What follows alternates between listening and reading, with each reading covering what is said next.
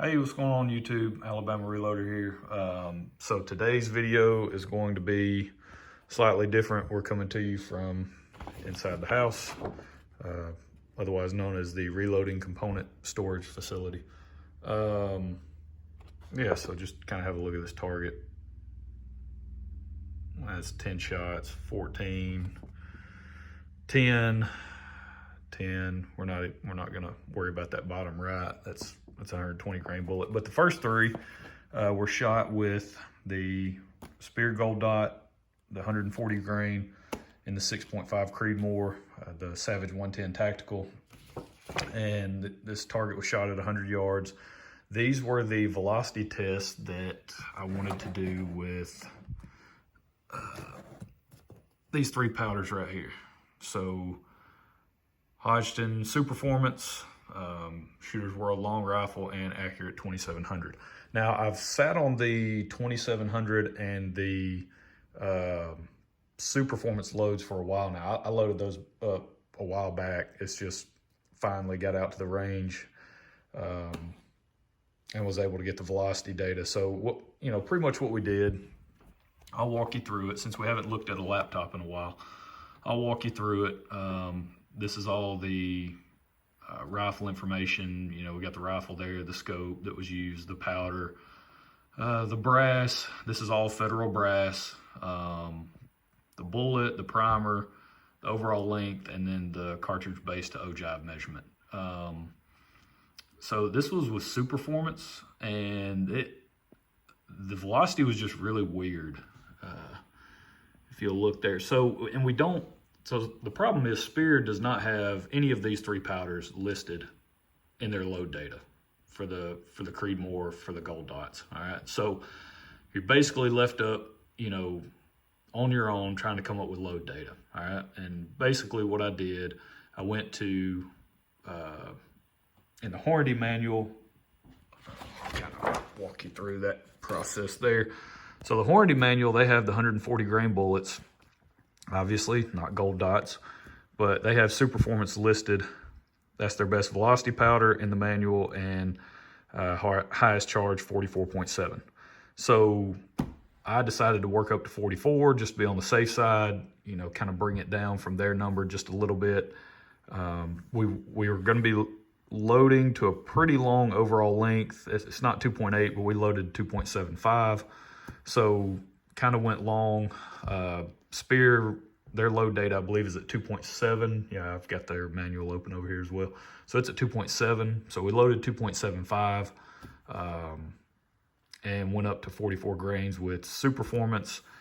And so we just didn't really see the velocity like I thought we would. So there it is. I mean, we just hung around in the 2600s, for the entire the entire string. We went from 42.2 grains up to 44.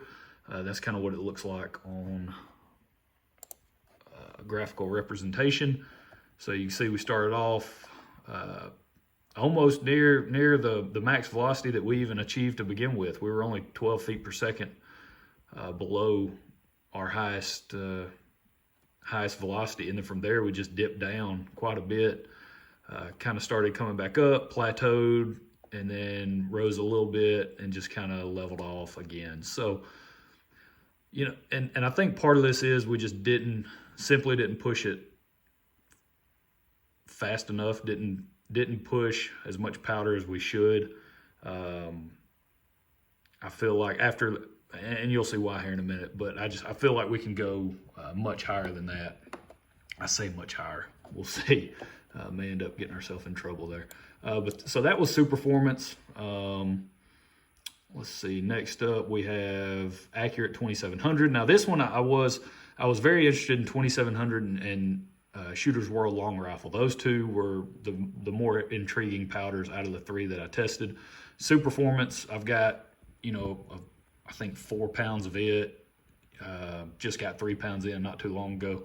And it has shot well in the past with Gold Dots, and so I wasn't super concerned with it, but I had never really checked velocity, I don't believe, with that powder. So we're really going to test it, see what we can do with it, see how fast we can push it, because I mean, it is rocket science. You know, this is the stuff, if you go and buy their factory ammo, the Superformance factory ammo, this is the stuff they claim, you know, increased velocities over whatever, similar factory loads. You know, this stuff's supposed to give you better velocities over comparable factory loads. So we want to push it. I mean, I don't really want to hang around in the 2600s when, you know, the Hornady manual's calling out 2800.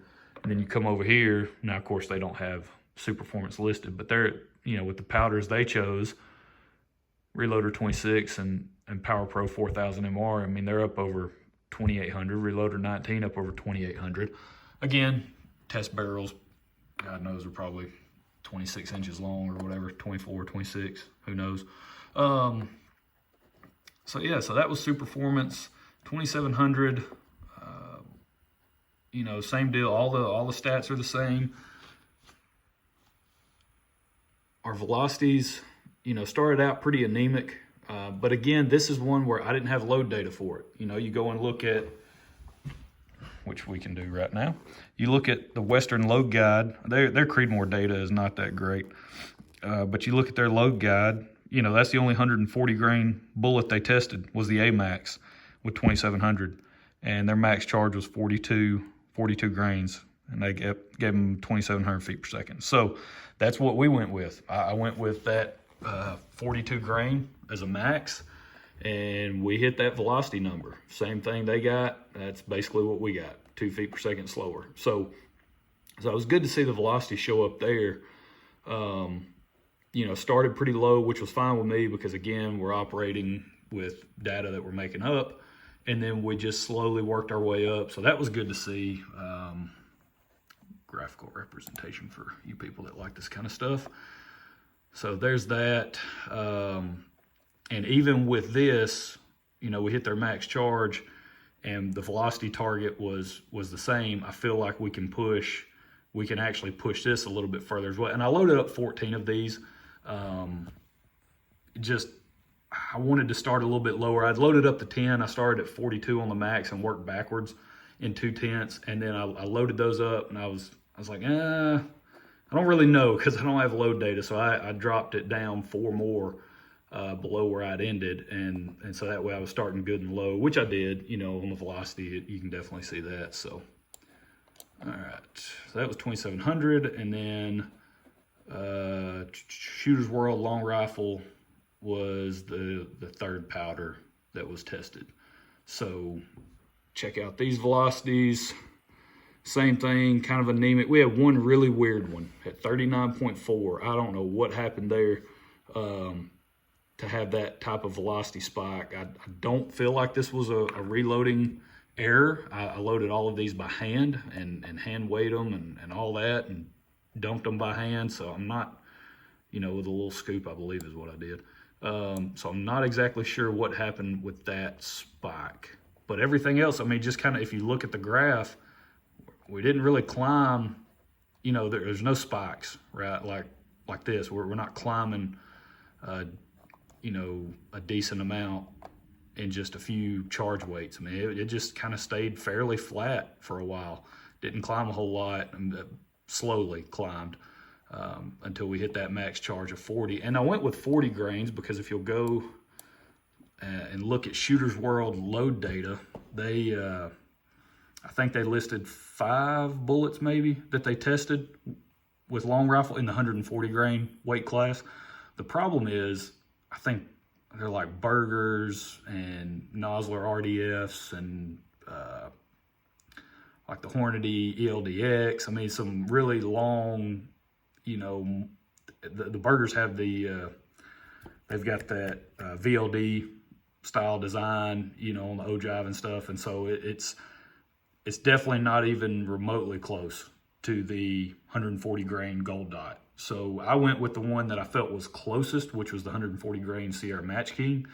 And their max charge was 40 grains. And the highest max charge for any of their 140 grain bullets was 40.5. So I was only half a grain under their highest max for any 140 grain bullet. So, and we were, again, close on the velocity numbers as well. I think they got like 2650 something with that 40 grain charge and the 140 grain Sierra Match King. So we were actually pretty close on velocity on this one as well. So you can tell, and I'll show you why I just don't really think this is going to be a good powder for this bullet, for this combination.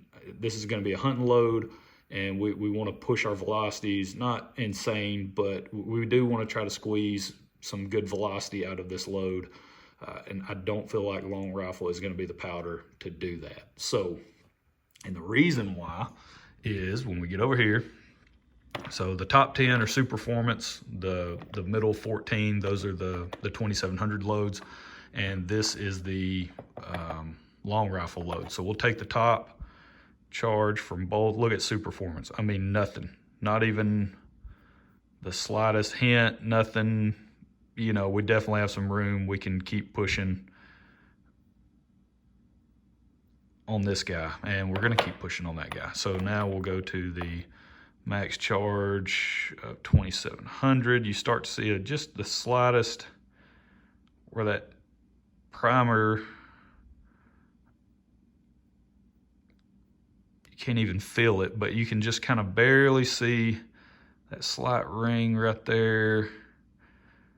And then I'll show you a more dramatic version. These are the long rifle loads. Now this guy, look at that. I mean, the primer is starting to flow back. Look at that. That was and that's on the last, I think, 4 charges. Yeah, last 4 charges of Shooter's World long rifle. I started to get that primer flowing back. Yeah, so that right there, we're definitely starting to get into some pressure with that sign.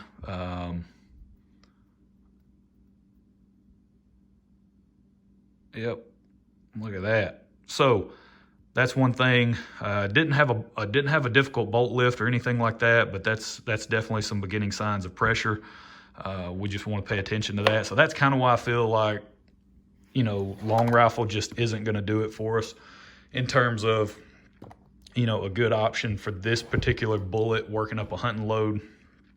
And it may be a great shooter. We're still going to play around with it. We've got a pound of it that we can mess with. So it's not like I'm saying, hey, scrap the whole project and don't even fool with it. But when you look at the pressure signs and the velocities that we were able to hit with these other powders, and the pressure is non-existent, pressure signs are non-existent, then we're going to go like 2700. You know, I feel fairly confident we can continue to push beyond that and achieve a little more velocity out of that. Same thing with Superformance. I was kind of surprised by how low, I say low, I was kind of surprised by those velocities. They just seem low. Seem like they should be a little bit higher than that. But we're going to push with those 2 powders. We'll go beyond because there's not a listed max for this particular bullet powder combo. So I'm, again, referencing other materials, trying to piece together some load data. So I'm going to push beyond this, and we'll see what we can come up with. So that's it. That's all. That's kind of today's video. Not going to be out at the reloading bench. I'm trying to put together a game plan on getting these guys loaded up. But yeah, so the next load session will be with Superformance and Accurate 2700. I will increase those max charges that I loaded to previously. I haven't really decided yet if I want to start at the max that I finished at, maybe start like for, you know, 2700, start at that max charge of 42 and then work up in 0.2 of a grain, just continuing to push. That's probably what I'll do. And just keep a real close eye on pressure. Same thing for Superformance. I'll just start at 44 and work up and keep a real close eye on that pressure. That kind of seems to be what, you know, our beginning indicators of pressure is the primer flowing back is what I'm seeing in the rifle and everything. With some higher pressure loads I've shot in the past, that's typically a good warning indicator of, all right, you're kind of shooting some hotter loads now. You may want to dial it back. Yeah, so that's it. That's all. We will catch you guys next time. So stay tuned for some more 6.5 Creedmoor load data. We've got a ton of these that we can test and play around with, work up a good hunting load. So make sure you're running over to Mr. Big Guns in Huntsville, checking out those guys. Brandon, this video was for you. I know you said you were interested in how 2700 was going to perform way back when I bought it from you guys. So there you go. There's your velocity data. More to follow on it. And if you happen to be out, in Gurley, Alabama, then swing by, check out Midway Pistol and Pawn there out in Gurley. Robert and Mark. Robert, good buddy of mine. They do a great job out there trying to hook you up with, ammo, firearms, anything kind of in that realm there. But other than that, that's where we'll leave it. So y'all have a good one. We'll catch you next time.